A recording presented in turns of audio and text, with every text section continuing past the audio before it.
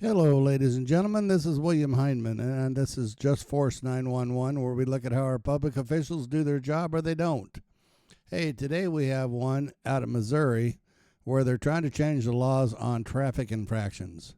So, my question is, are we going to start holding the police accountable for their actions, even if it's just traffic infractions?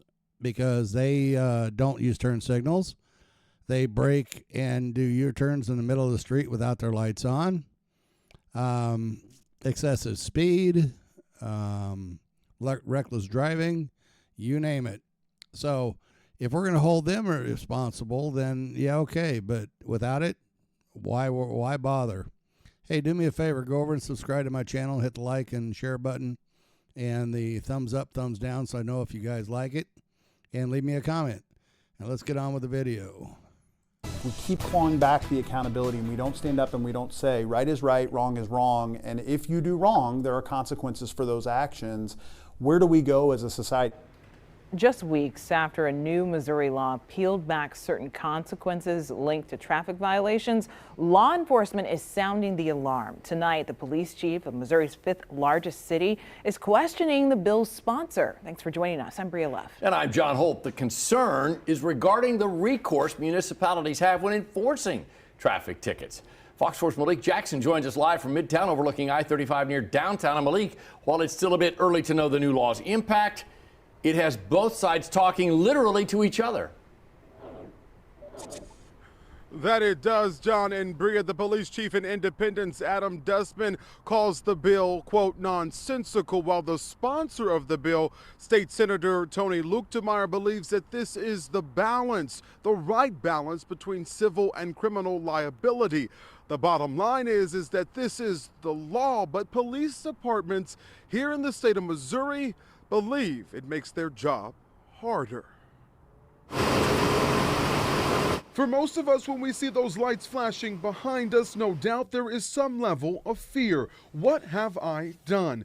But that may be changing soon in light of a public safety bill that says, quote, this act provides that no court shall issue a warrant for arrest for a person's failure to respond, pay the fine assessed, or appear in court with respect to a traffic violation issued for an infraction. Any mechanism that reduces the accountability for behavior, in this case violations of the traffic law, is not going to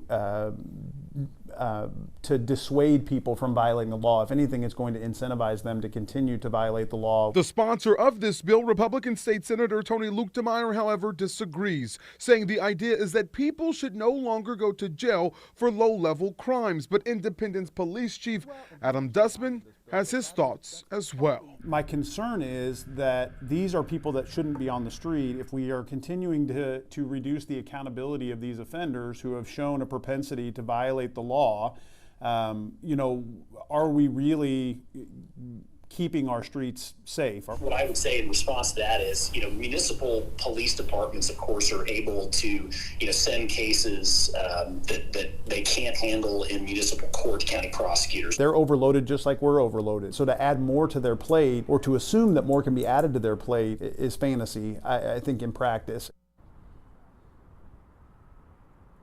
Now, there has been a push nationally to decriminalize traffic violations. There was a study done by the Fine and Services Justice Center that kind of talks about this. That study, called The Drive to Jail, speaks about what we're kind of seeing here in the state of Missouri. John? Well, Malik, we know clearly how the Independence Police Department feels about this. Have you heard from the Kansas City Police Department?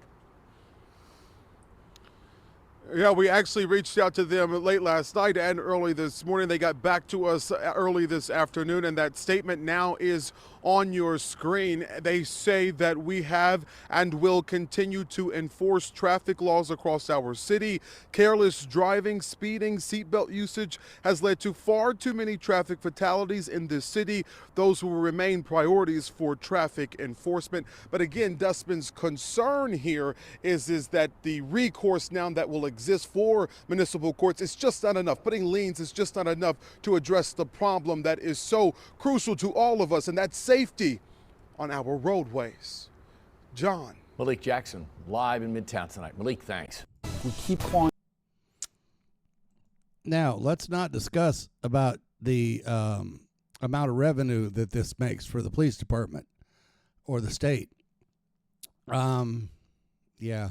Guys, I don't know. Tell me what you guys think. Put it down in the comments, and we'll go from there. You guys have a great and wonderful day. Thank you.